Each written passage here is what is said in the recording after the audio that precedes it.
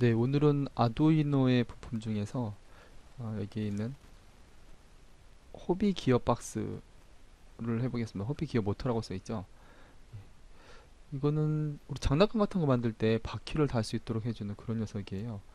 이렇게 보시면 이쪽에다 이렇게 바퀴를 다는 거죠. 여기 양쪽에다가. 아니면 여기 좀 더 축을 더 연결해가지고 더 길게 해서 여기다 이렇게 바퀴를 다는 식으로 해서 쓰는 그런 모터입니다. 이거는 그냥 바로 여기에 뭐 파워를 바로 공급해줘도 되고요. 아니면 우리 쓰는 이 아두이노를 이용해서 여기다가 음, 그냥 바로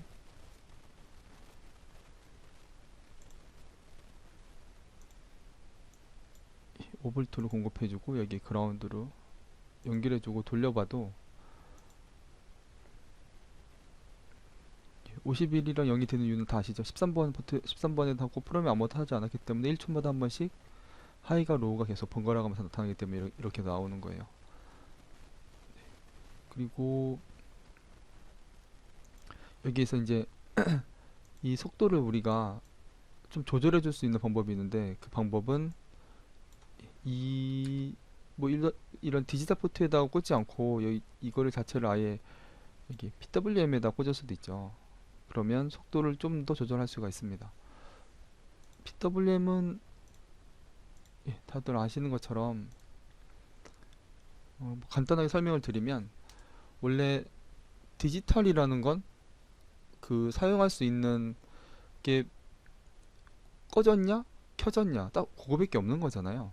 그런데 아날로그와 달리 그 우리가 쓰는 디지털 방식에서는 이렇게 켜졌거나 꺼졌거나 켜졌거나 꺼졌거나 이 두 가지밖에 못해요. 그래서 줄 수 있는 값이 0이랑 1밖에 없는 거거든요. 그래서 디지털은 0하고 1밖에 없는 거예요. 꺼졌거나 켜졌거나. 그런데 이거를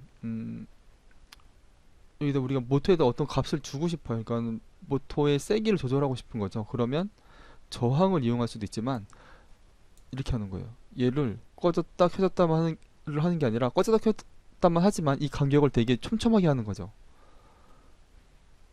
그러니까 쭉 1초 동안에 만약에 1초란 간격이라면 1초 동안에 계속해서 켜놓는 게 아니라 꺼졌다 켜졌다 꺼졌다 켰다 계속 반복하는 거예요. 만약에 이거를 어, 반은 꺼지고 반은 켜졌다면 1초 동안에 한 50% 정도의 출력만 낼 수가 있겠죠.